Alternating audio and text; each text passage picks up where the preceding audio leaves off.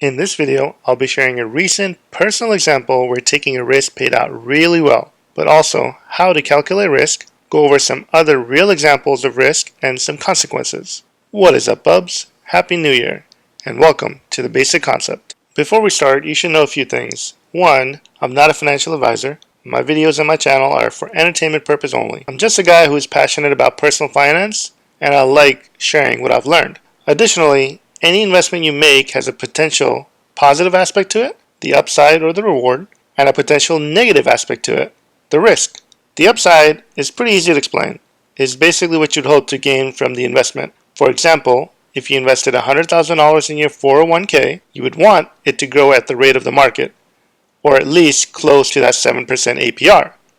Or, if you're investing in a business, you'd want it to bring in some cash flow positive, or simply grow in size and value to have a return on your investment. Risk, on the other hand, is what is possible if things do not go your way. So, your $100,000 invested in 401k and the market crashes similar to the one in 2008, and you could be looking at a 35% loss of paper value. I say paper value because that loss doesn't really matter unless you sell your shares into the down market and actually accept the loss instead of waiting for the bounce back and recovering.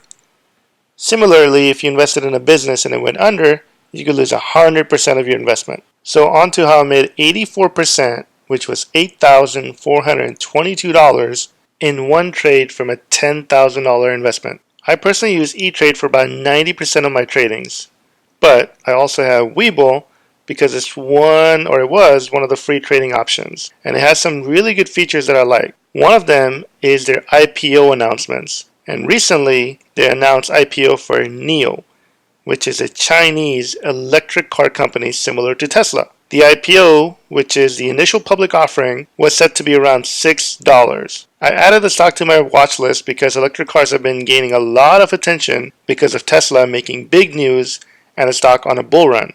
Anyways, I looked at NIO quite a bit, but wasn't really ready to jump in just yet. The stock did drop below $2 and was hovering there for a very long time. Early in December, I decided to finally jump in. The design of the cars are really nice. They're about to launch some more vehicles. Stock was kind of leveling out to be around $2 mark, so I ended up buying about $10,000 worth of shares, which the order executed at $2.30 per share, which equated to 4,347 shares. Now, my initial goal was to hold the stock long term, with a goal of gaining 10 to 15% before selling, and had a stop loss at $2 just in case. Now, to my surprise, and I'm sure many others, the stock jumped about 80% in the opening hours of December 30th. This was due to their earnings being better than expected. The price got as high as $4.65 per share, which is essentially a 100% gain. Now, it's never wise to expect such a thing to last, so I immediately sold 3,000 shares to lock in my profit. Order executed at $4.43, netting me $13,290. And the remaining 1,347 shares, I held on for a bit longer to see what happens, since at this point they're essentially free, even after I've profited almost 30%. The stock started declining pretty fast as more and more sellers kept on coming through. Still trading around $3.81, I sold the remaining shares a day later, which ended up being $5,132. Combine that with what I've already cashed out, the total equates to $18,422 from a $10,000 investment and 84% gain.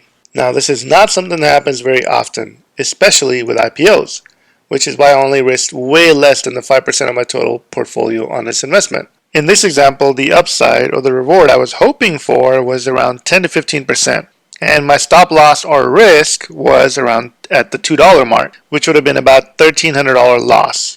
Opportunities like these exist all around the market, but one must assess the risk versus reward to ensure that you don't lose money. So how do you determine what the risk versus reward might be on an investment? Well, previously you would have to subscribe to newsletters, newspapers, etc. to get this information very, very slowly. But lucky for us, it's now 2020. and technology has come a long way to make this process way less complicated. A few minutes of research and historical data on any trading platform and you would know what the potential is for most any stock. I say almost because there is no such thing as a guarantee when it comes to any investment. And just as easily as NEO went up 100%, could have also went down similarly and costed me a lot of money. Similarly, sometimes it's hard to see what the potential could be due to current record highs and market on a bull run. Anyways, here are some other not so volatile examples. Say you want to invest in a stock. Let's assume it's a stable stock like AT&T or Apple. If you just look at the last 52 weeks, you will see that the lowest AT&T has been is $28.92 and the lowest Apple has been is $142. So the historical data shows that the upside being a little over 100% if you bought it at the bottom and sold it now, and the downside being potential loss of your investment, or you are stuck holding the shares of Apple for a period of time you may not have intended. Whereas AT&T, even if it stays level, you are still collecting a high dividend, hence the downside isn't that bad if it stays level. Additionally, it's a cheaper stock to buy than Apple, so the barrier to entry isn't that high. Now obviously the risk versus reward can change at any time, so historical data shouldn't be used as an absolute, but it's a good reference point.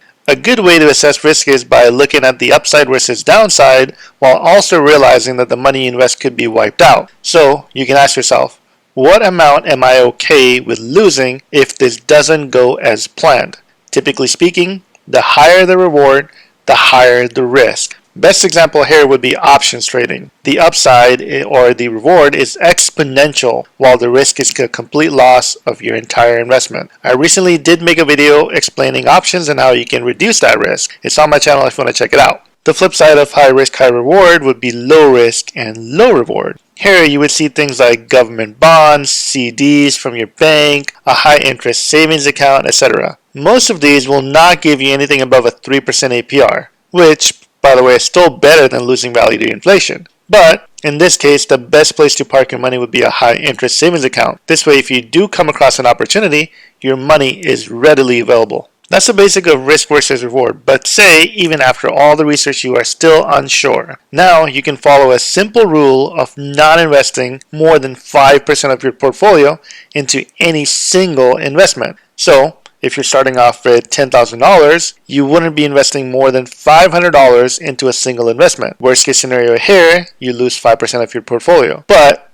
this also ties back into the low risk, low reward. For example, if you invested in NEO like I did, that $500 would have only brought another $500 at best case. Not life-changing money by any means. The key here is to find your risk tolerance, build a trading strategy that works best for you, and then repeat over and over until the desired outcome has been achieved. Wealth is not something that's built overnight. It comes with time, discipline, and patience. And if you do not want to trade actively, passive investments into an ETF is always a great way to gain 7 to 10% APR without actively researching and trying to find opportunities. Even though I keep my eyes open for more opportunities like NEO, close to 60% of my investments are in ETFs. Because the larger the amount of investing, the less risky I tend to be. And ETFs have been great for that, and that strategy allows me to take risks with companies like NEO without risking more than 2 to 5% of my portfolio. Hopefully this video was informative and helpful.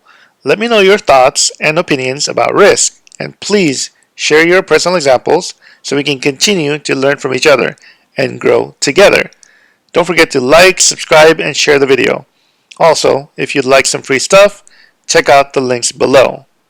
As always, thank you for watching. We'll see you next time.